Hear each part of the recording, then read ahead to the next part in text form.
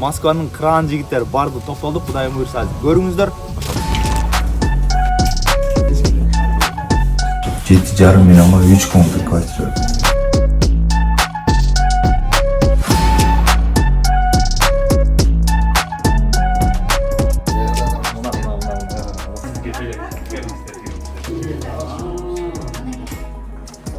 Туш тарачы.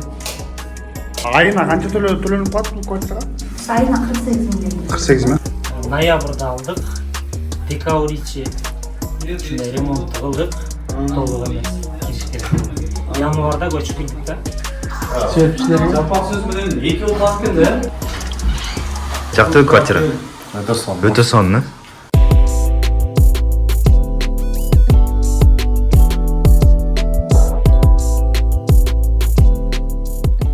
Ассаламу алейкум, экинчилер кандайсыздар? Билесиздер, Аманат деген компания бар. Ошол компаниядан үй алган адамдарга келип, биз белектерибизди берип, азыр жашоосу кандай болуп атат, айына канча сомдон төлөп атат, Москвадан квартира алса болобу же болбойбу, полный информацияны угуп беребиз бир туугандар. Ушул видеону толук көрүңүздөр. Артыбызда Москванын кран жигиттери барды топтолдук. Кудайым буйрса көрүңүздөр. Ошол.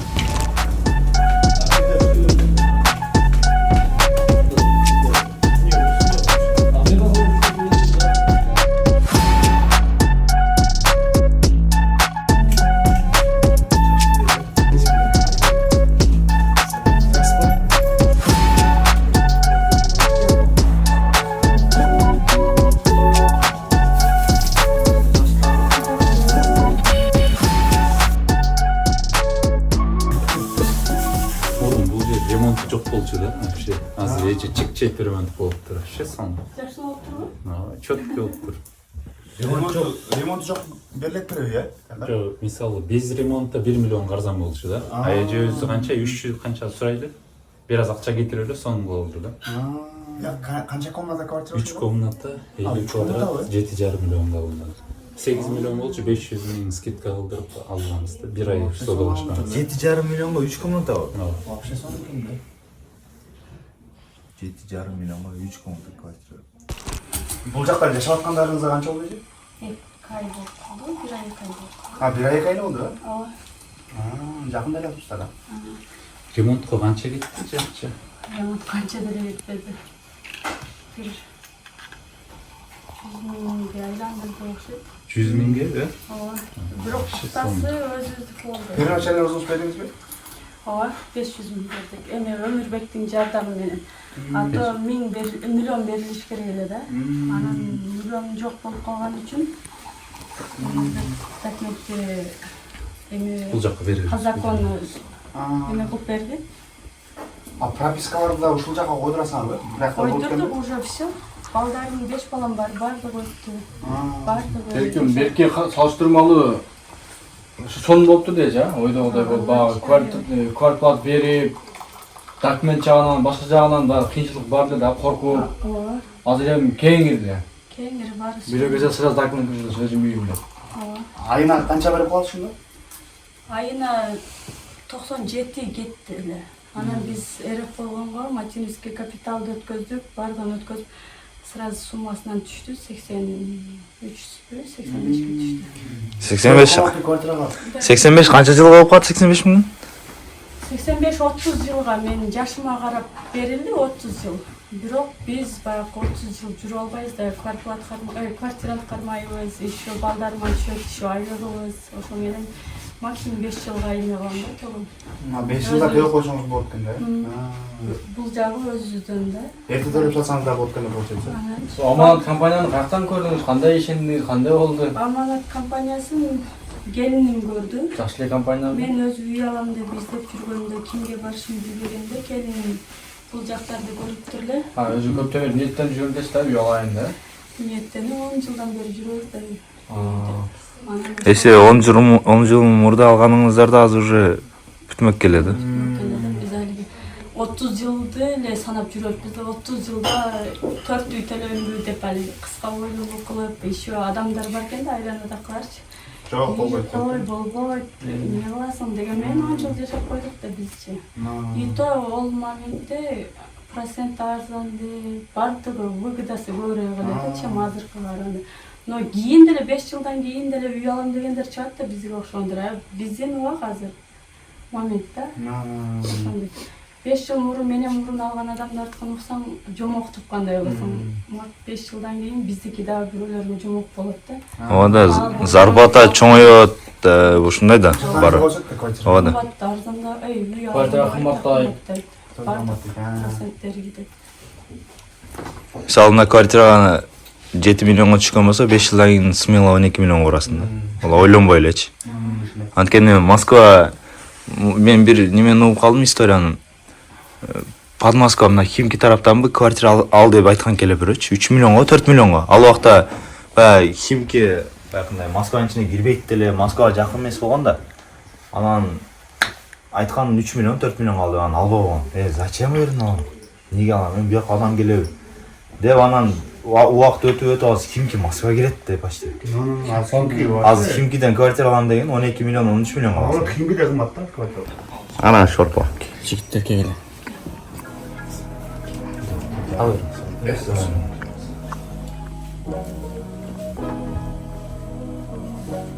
Нурпер эже, алган үйүңүз куттуктайбыз. Ырыскы береке келсин ар дайым. Аманат Туракчы агентinin сизге кичинекей белек. Чын жүрөктөн куттуктайбыз эже, бар болуңуздар, бай болуңуздар. Бул биринчи эле квартира болсун да 5-6 квартира алыңыздар. Прачка. Чоңуна ким болсун? Банк.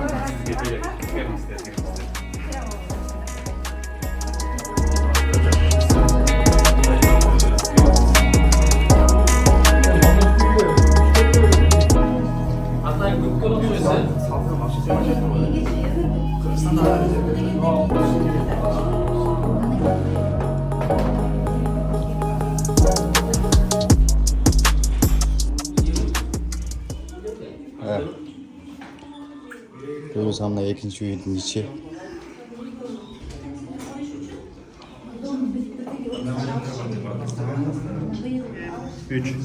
Assalamu alaikum, hurmatlı Camat. Amanat Turакчы агентинен Camat келип, Зарин эже менен Марлес байкенин квартирасын куттуктаганы келдик. Зеленоград шаарынан Московской областынан 2 бөлмөлүү квартира 76 квадрат. 72 квадрат, 8,5 миллион алдык, айына 48 миңден платеж менен. Дагы бир жолу эжеге куттуктайбыз. Ар дайым ушул үйүңүз ырыскы береке алып келген үйлөрдөн болсун. Да, бир ошондой эле болуп атат. Кандай Жабатов эже жашаган Сонбекен району. Району тынч, аябай жакшы. Анан өз үйүмө жетпейт да азырчы. Биз кайса бир жылдан аштığında 2 жыл болот быйыл келгенибизге. Квартирада деле Москва иштерде болуп, көп квартирага жашап эметкен жокпуз да, квартиранын несин деп коет, азабы. Шартта элек деле үйлүү болуп калдык да. Анан Кыргызстанда жүргөндө кандай болот, квартирага чыксак, кичинекей балдар менен деп эметчүбүз да, тынч жүргүлө, акырын баскыла деп ушундай эресинде бирөөдөн эме замечание укчакта тынчыраак жүрөлү депчи. Анан Кудай жагып үйлүү болуп калып, кенен чоң болуп калдык. Москвада мисалы 5 жыл 10 жыл мурда келип квартирага квартплата төлөп жашаган бир тонна көп да. Сиздин келгениңизге 2 жыл болуптур, келдиңиз примерно 1 жылдан кийин уже алыпсыздар. 1 жылга жетпей эле. 1 жылга жетпей эле квартира алыпсыздар да. Эми баягындай 10 жыл иштеп бул жакта жүрүп анан квартира аз алсам уже поздно, белек жылайын кетем да деген адамдарга бир совет берип койсоңуз, оюңузду айтып койсоңуз. Ошо мен да ушул көбүнчө ушу тааныштарыма да ушунду айтам да, көрүп калган, көчөдөн көрүп калган кыргыздарга да айтам да, ипотека алгандан коркпогула депчи. Анткени биздики көбүнчөсү минтип келет да. 1-2 жыл иштеп, карызымды жабайын, жыл жүйүмдү салып алайын, анан кийин кайра кетем деп атып эле биякта 5 жыл 10 жыл жүргөндөн өздөрү байкабай калышат экен да, көбүнчөсү ушундай айтышат да. Анан ошон үчүн коркпой эле, мисалы биз сыяктуу болуп эле биз эми даяр болуп келдик да. Баягы мурда мындай болчу да. Ошо үйүмдү бүтүрөйүн же опатымды бүтүрөйүн деп келчү го. А биз болсо кыздарыбыз чоңоюп калды, ошо бияктан квартира болсо алалы, балдарга билим берелик деп эле биз наоборот үй жайыбызды калтырып бияка келдик да. Ошон үчүн да болуш керек, баягы коркпой эле алдык. Квартираны ипотеканы канча төлөйт, канча сомдон төлөйт деп да ойлоп турубуз го. Биз чыгып бергенде сүйүндүк да, берсе эле анан калганын төлөйбүз депчи. Аманат компаниясын каяктан көрдүңүз, кандай ишендиңиз, ишеничиңизди актадыбы азыр ушул? Аманатты биз деген ошо Коркпой эле мекендештен кайрылса болобу? Ооба да, сөзсүз түрдө. Анткени биз деген баягы квартира алабыз деп ойлогондо ютубтан карай баштадык да. Ушундай бар бекен, берет бекен, эмне болот экен деп кызыгып эле жолдошума айтпай эле өзүм карай баштадым. Анан бир 2-3 кыздар бар экен. Анан мен алардын адрестерин кылып, анан жолдошума жөнөтөйүн дедим да, ошондойго барчы десем эле эртең барабыз деген күнү эле Аманат деп эле меден ютубтан көрүп калдым. Жанагы кимдики Умарды жок берки эмеден көрдүм мен. Дилада катталып болчу, анан Дилядан карасам эле как раз эме бир реклама болуп атыптыр, башка Зеленоград эмес, башка жакта болчу. Анан ошондон ушул Аманат деп билбейм, балдар да жакшы экен. Анан эркек балдар экен, анан аты дагы Аманат экен деп, кыргызда бар го Аманатка кыянаттык жок дегендейчи. Анан ошо аты жактан анан ушул жака бир барып көрчү десем, жолдошум тиги кыздарга барбаптыр да, түзүл Аманатка келиптир. Анан жөн эле билип кел деп жибергем да, байкап көрсөң эмне берет бекен, бизге бербейт бекен депчи. Десе эле акчасын төлөп коюм, задатагын берип коюм, анан кийин эмне кылдыр, уже квартира ала турган болуп Зеленоградтан деп келсе болот. А мен каяктан келгениңизге жаңы эле болсо каядан деп сарсанаа баштайсың да. Деп ошон десе эле мындай шабыр кетти да, анан балдар да аябай жакшы. Ошондо да бир кыз бар экен. Асель деп атты эле. Мен келген жокмун, жолдошум келди, ошон үчүн жакшы билбейт экенмин анан. Умарды өзүңөр билесиңер го, Умар даанышман, эң эле сонун даанышман, атына заты жарашкан жигит экен, дайыма айтып келем. Бир даанышман менен жолуккандай болуп бизчи. Жакшы. Негизи бул райондо кыргыздар көп эле, ошол боюнча кичине маалымат берип койсоңуз сонун болот мекендештер, Бизде бул өзгөчө ушуреки биздин домдо, могу кеме мозаика болот да, ушул эң ушу сары домдо кыргыздар өзгөчө көппүз. Өзгөчө биздин подъездде көппүз да. Баягы күнү эле чогулуп природага барып кыргыздар келип ушу үй алдык. Анан кан чыгарып кичине арбактарга ыраазычылык көп болду, бир койсоюп, мындай эле Батмаевда озерабыз бар, ошол жакта. Бул жерде сон деген баягы Бул жерде парктар бар экен, негизинде Кыргызстандай эле экен, бул жерде. Кыргызстандай эле тропинка менен басасың, багы бар, чөбү бар, кенен анан площадканы аябай жакшы кылып коюптур да. Кыргыздарда билесиңер, ар бир үйдө Кудайдын кулагыбыз 3-4төн балабыз да. Площадка кенен бир кайсын. Анан площадканын астындагы эме эмне тиги эме да, машина токтотобуз, жок, машина парковка. Парковкалар бекем. Парковка деп ошол жака. Арка жагында болуп калат. Ошондо биз двор немеси да. Анан тошто жакшысы Бишкекте бар этажды үйлөр. Эчтекте машиналар токтойт, анан балдарың ошол жактан кирет, сарсанаа болосуң го. Биз жерден болсо машина бияка токтойт, детский площадка жака бирден машина бар. Аны эже квартира алган убакытта квартира алуу сиз үчүн эмне жана кандай проблемаңызды чечти? Может, регистрация коюп калдыңызбы, башка квартиранттарды алып калдыңызбы деген жактарда квартира болгондо кандай жеңилдиктер болду? Биз эми квартира болгондо менин улуу кызым турмушта, эки неберем менен. Анан алар квартира снимать этишчи да. А биздин жерде деген двухкомнатный болгондо деген квадрат метр аябай чоң, эки семья кенен жашаган болот да. Анан кийин ошол кызыбызды, үй балабызды неберелер менен кошуп алдык. Биздин жаныбызга баягы биздин неберебиз ошол болсун, ушуну жашаба деп. Анан балдар кенен жөнүн балдар түшөт. Неберелерибиз. Анан кененде баягы өз үйүң да. Кайсы учурда болсо, мисалы квартирада турган үйүңөр бирөөлөр чакыра албайсың да. А биякта болсо, ой биз үй алдык келгиле. Охо. Холодильник. Балкон, Условия бар. Балконда баягындай бешилер бар экен, бул жака кирбей эле коелу. Анан бул жакта комнатаны караап чоң.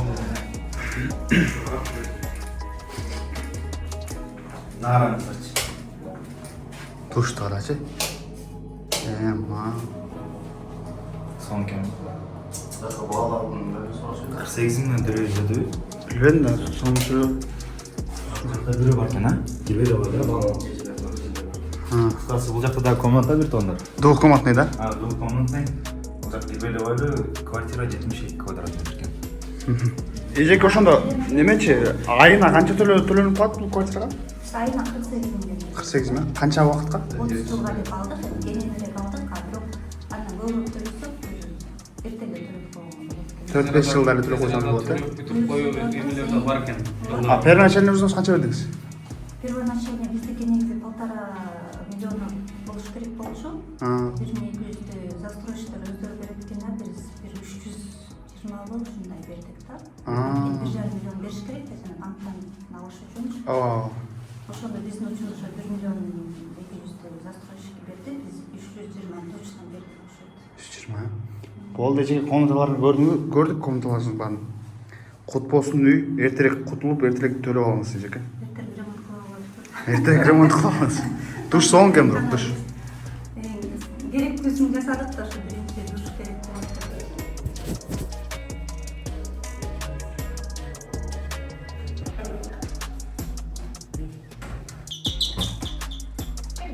Саламатсыздарбы?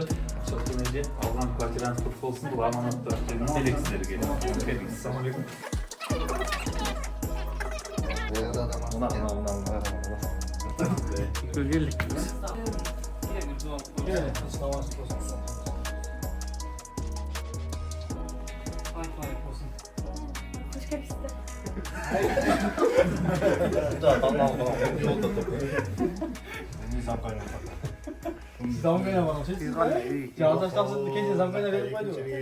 Үйүңүзгө конок болуп келип калдык.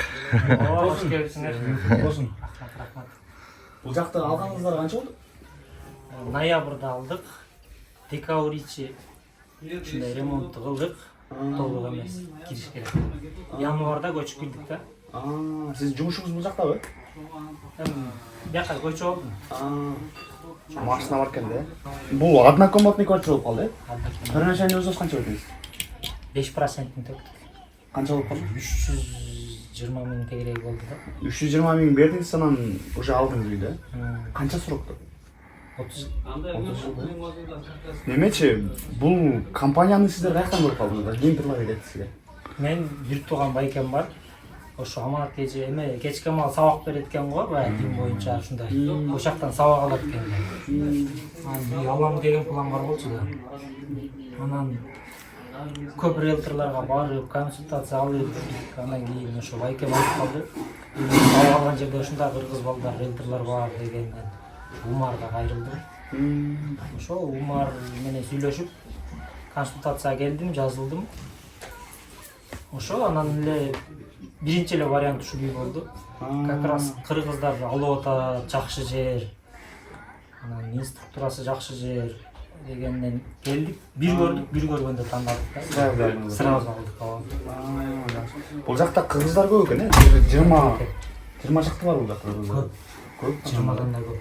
Мына качан эме бир жумадан эми өтүп калды. Ушундай кудай кылып кошуналар чогулуп, Айтактай жерде айтты чогулуп.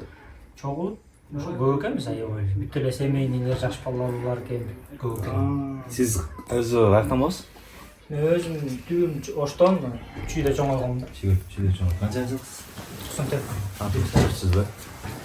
Bu kvartirаны мисалы 30 жыл алдыңыздар да, бирок 30 жыл эмес, анын бир 5-6 жылда да жаап чыга болот да. Анан Москвада азыр ушул видеону көрүп, мисалы адамдар жазышы мүмкүн да, комментарий жазышат, анан 30 жылга антип төлөйт, анан кыйналат го деген адамдар бар да. Алар бирок мынтип байкап көргөн болсоң, 6 миң койка места берип кыйналып жашашат да. Анын баардыгы билет, ал Москвадагы эле бардык нерсе, баардык кыргыздар көргөн го. Квартира алган адамдарга мындай өзүңүздүн кеңешиңиз болсун, бир ооз кыска нуска. Кыска болгондо чен бирөөгө төлөгөнчө өзүң үйүңө төлөп жашаган жакшы да. Тез жаап койсо болот да. Мындай кол коркок, көз коркок кол батыр дейт го. 30 жыл десе эле 30 жыл эмес да. Кээ шарт болгондо 4 жыл 5 жыл жашасам болот да мисалы. Болот экен. Болот. Айына канча төлөйсүздөр? Биз баягы 450 миң деген жеңилдик бар, ошону да колдонуп азайтып алдык да. Азыр 32.900 да. Снимать этсең адан да кымбатка снимать этесиң да, мындай айтканда. Сиздердики бир комната 48 квадрат 6,5 миллион. 36 миңден болчу, үчүнчү бала болсо 450 миң берилет да, 33 миңден төлөп атасыздар. Вообще сонун. Сизде алыр баягы регистрация жагынан кыйла эле жеңилдик болот керек. Өзүңүздүн квартираңызда өзүңүздүн квартираңызды өзүңүз коюп регистрация жагынан кыйла эле плюс болду да. Көп жагынан плюс. Прописка деген российский паспортуң болсо деле прописка кое албай жүргөндөр бар да. Ал нерседен ойлонбойсуң да. Анан негизи ушул аманат турак жай боюнчачы эки ооз сөз өзүңүздөрдүн оюңуздар. Аманат эми жакшы кызмат кылып атат. Мына кененирээк айта турган болсок, аманат турак жай компаниясы боюнча сиздерге кылган мамилелери же болбосо баштан аягына чейин квартираны алганча кандай кирчикирлер болду, болбоду? Да, характер байыпты көргөзгөн болсо айтып. Жок. Андай болгон жок. Консультацияга барсаң ушу айткан сөзүнө турат да. Мону кылабыз дейт, ошону кылышты да. То есть үй бергенден кийин мамиле өзгөрбөйт? Жок, дагы деле жазышат. Бири-бирибиздин статустарыбызды көрүп, эрки таанышман, умарлар менен тааныш болуп калганбыз. Байкени деле болуп калдыкпызчы. Мам, неме квартирага регистрация койдуруш канча сом болуп бересиң? Ошонмасын эми. Талпа менен. Тууган уруктар өзү коюп бер дегендер болуп атабыз. Болуп атат. Коюп бердиңизби? Жок.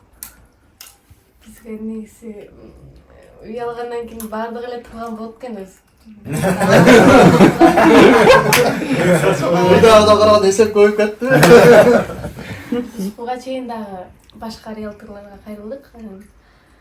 Аманаттын жакшы эмеси биз 2-3 ай, 4 айда үй алып берип аткандар көп да. 250, 300 миң, 400 миң эме алып.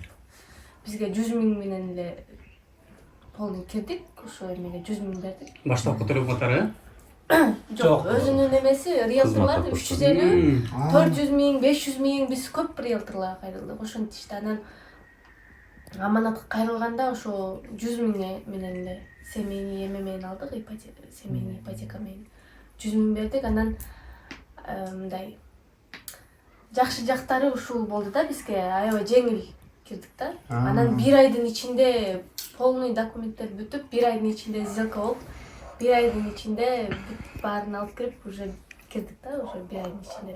Мондай айнектен эле чыгып карасаң, мындай эле жаш бала толо да. Карап эле отургум келет да.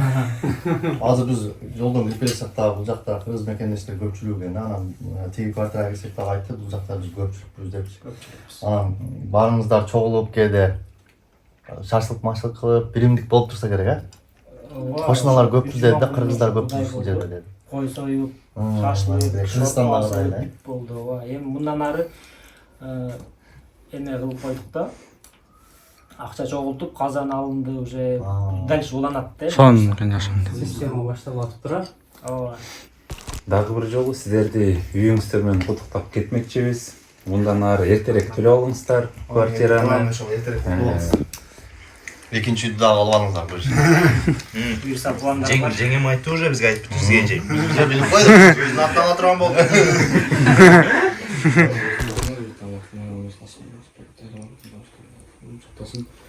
Үйүңүздөр кут болсун, Аллах Таала берекелүү болсун, куттуу үйлерден кылсын. Аллах Таала бизге да насип кылсын. Аллахтан таслим кылсын. Амин.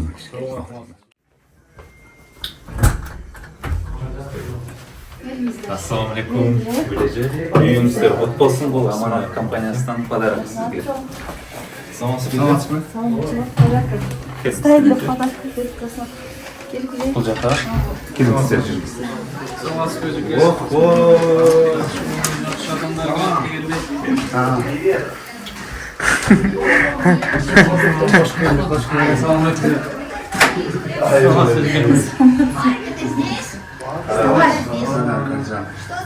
Бул биринчи этаж ушунда? Биринчи этаж ооба. Кара. Жалпак сөз менен 2 жыл тартып келди. Экинчи кабат болуп калып кеткен жалпак сөз менен айтканда. Гүлежеев, үйүңүздөр кут болсун. 2 комнаталуу квартира, 76 квадрат, 800 миң первоначальный взнос менен айына 53 миңден төлөп атасыздар, а? Дагы бир жолу куттуктайбыз эжеке. Кандай сизде сезимдер болуп атат жаңы квартира алгандан? Аябайсың, мага кирип жакты да. Сезимдер жакшы, white box менен алганбыз. Ремонтту баардыгын өзүбүз кылдык. Ошол өзүбүз каалагандай скромный кылып, ашыкча эч нерсеси жок, сонун кылып ремонт кылып, сонун жашап жатабыз. Сезимдер вообще сонун. Квартира менен, съемный квартира менен өзүмдүн үйүмдүн өтө чоң айырмасы бар экен. Анткени бунда кызыгып, анан вложение кылып жашоонун кызыгы пайдасы болот экен да, кызыгы болот экен. Жашоо кызыгы булар. Ооба. Ошо Квартирада кандай проблема чечилип калды сизде эже? Проблема өтө эле чоң, көп проблема чечилди десем болот. Биз биринчи очередь стресстен качтык. Баягы съемный квартирада постоянный стресс болуп берчү элек. Азыр стресс деген жок, кенен. Потому что адам баласына кенен пространство керек экен да. Кичинекей жерде давить этет экен да, чоң жерде жашасаң кенен сонун болот. Кемсиз. Эжеке суроо, аманат компаниясын кайсыл жактан көрдүңүз, анан кандай ишендиңиз? Ошол боюнча маалымат берип койсоңуз, элдерге кызык да. Аманат компаниясына мен негизи торт жасап берчүмүн. Мен өзүм торт жасайм да. Айтып кетейин, клиенттерге торт беребиз го, аманатты ушул эже жасап берет да. Колуңузга берек берсин эже. Торт боюнча кайрыла деп коймун. Айтып бериңиз. Ошол торт жасап берчүм, анан Данышман деген жигит сиздерде иштейт, ошол эже бизде ушундай предложение бар, үй албайсызбы деп калды. Жакшы эле кызмат көргөзүп бердиби? Убагында келип, документ жактарынан бардык жактарынан, Жер себеп болуп, биз да үйлүү болуп, бул үй баягы үйдүн аркасынан үйлөр келсин деп элдер патан аябай жакшы берген экен. Бул үйдүн аркасынан дагы бир үй алдык. Ойбой, кут болсун. Ошо бир жылда 2 үй алып алдык. Москвага келгениңизге канча жыл болду? Москвага келгенибизге көп эле болуп калды. 17 жыл болуп калды. 17 жыл болуп калды. Канчадан баштап ойлонуп баштадыңыз квартира алыш керек, өзүңүз квартира алыш керек деген нерсени? Негизи Кыргызстанда эле жашайбыз деп биякта чисто иштеп эле жүргөнбүз. Анан карасак уже жашообуздун жарымы ушул жерде өтүптүр. Анан сразу эле ушул ойлонбой эле алып кой кирише берет деп бир эмес 2 үй алып алдык. Канча жыл болду мына квартираны алганыңызга? 1 жыл болоюн деп калды. Бул Экинчи квартираны канча болду алганыңыз? алганыбызга 2 ай болду. 2 ай болду. 2 квартира, 1 жыл 2 квартира алып койсуздар да. Вообще сон. Анан мына Москвада мисалы көбүндө ушундай суроо пайда болуп калышы мүмкүн да. Ипотекага алыш опасный, албай эле коюш керек, лучше Кыргызстанга кетиш керек, акчаны топтоп деген адамдар бар да. Жеңил ойлоп коюшат да бизгилер, билесиз го, эртең келсем, бир кичинераак машина алсам, анан 300-400 миң иштесем Кыргызстанга кетсем деген ой да биздикилердин көбүндө ушундай план менен келишет да. Ошол адамдарга бир советиңиз, квартира алса болобу, болбойбу, ошону бир айтып койсоңуз.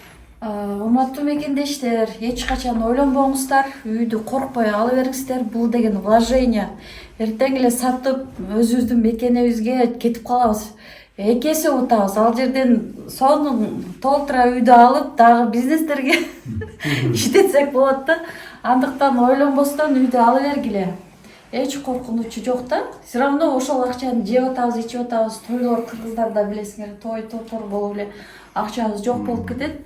Лучше өзүңөр үчүн, балдар үчүн, келечек үчүн вложенияны коркпой алыңыздар. Сонун жашоонун маңызын көрүп жашаңыздар, алыңыздар. Ошо.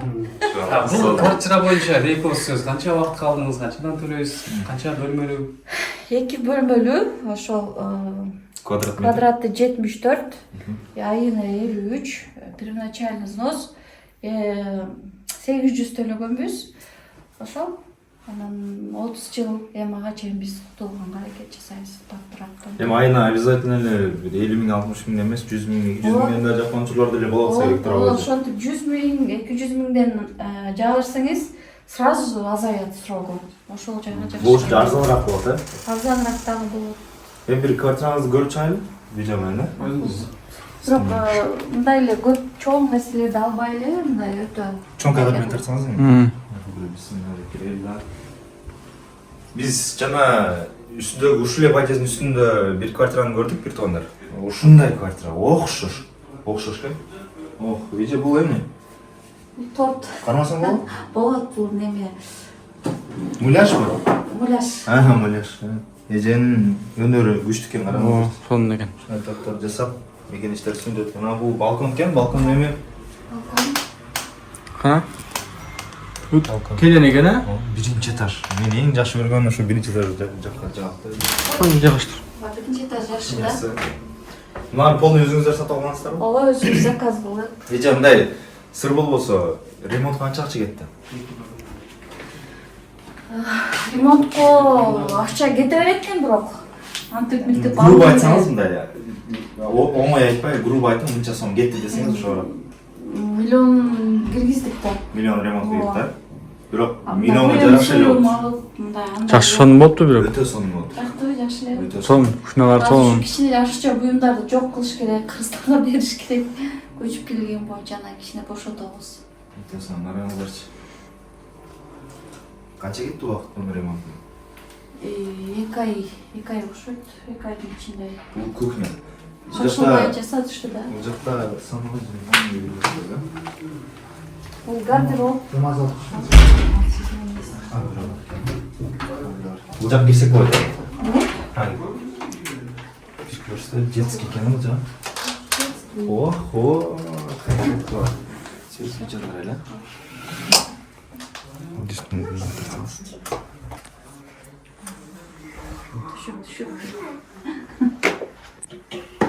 Сулуздар, привет. Привет. Кандайсыздар? Қолымды қой. Привет там. Привет. Қолымды. Ет жаным. Что маленький привет, что ты высокое? Жағыздары секен. Өте соны жасап тұр квартираны. Қараңыздар, любой жерін жасап тұр. Мындай жасалған жері жоқ екен квартирада. Жақта біз. Жақта квартира. Өте соны. Ремонт өте соны жасап тұр. Тақсыр жақты. Жакта жакшы заманбап стилдеги ремонту бар экен, действительно. Өте соны. Бирок миллион кетип тұр квартираның ремонтына элестет. Миллион кетти тур, Миллион аз да, бирок мына аз. Двухкомнатный, да? Документ. Мынасы мага интересный болуп атат. ВЭФ дейт. Ош 2019 дейт. Самбо дейт. Самбо экен. Родной? А, самбо.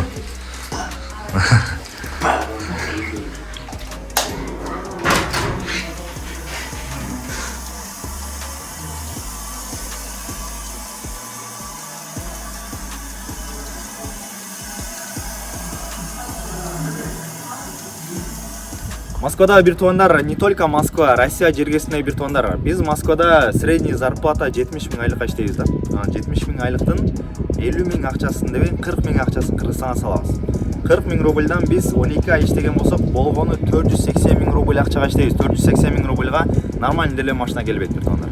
Эми бул сөз менен эмне айткым келди? Бир жыл эч нерсени кыйратпай эле Москвада же Россияда жүрө бербей, ушундай ипотека, үй алып, хотя бы өзүңүздөргө бир вложение алып койсоңуздар сонун болот. Мекенештер, биз Москвада жүргөнгө жараша, ушул жерден нан табып жатканга жараша, өзүбүздүн квартирага акча төлөгөн болсок өтө сонун нерсе. Бир туугандар, бардыгыңыздарды ушул Аманат компаниясынан квартира алышка чакырабыз. Ишеничтүү компания. Мен дагы азыр квартираларды көрүп чыктым. Мен өзүм алгым келди. Досторум да айтат, албайсыңбы? Сен квартплата 55 000. Мекенештер, мен дагы Россияда квартплата төлөп жашайм, айына 55 000 төлөйм. Эми өзүм ойлонуп көргөн болсом, 5 жыл, 6 жылдан бери 55 000 төлөйт экенмин да. Ошол нерсени өзүм квартирама жапкан болсом, мен уже квартираны жаап бүттүм эле да. Ошол себептен мекенештер, бүгүнкү күн кеч эмес, эртеңки күн уже кеч. Ошого бүгүн көрдүңүздөр, бүгүн келиңиздер. Команда полный бул жакта. Бир-биринен сөз. Туугандар. Аракет кылсаң берекет болот дейт. Аракет кылыңыздар сиздер дагы. Бир табакат кылып көрөңүздөр. Үйлүү болуп калыңыздар.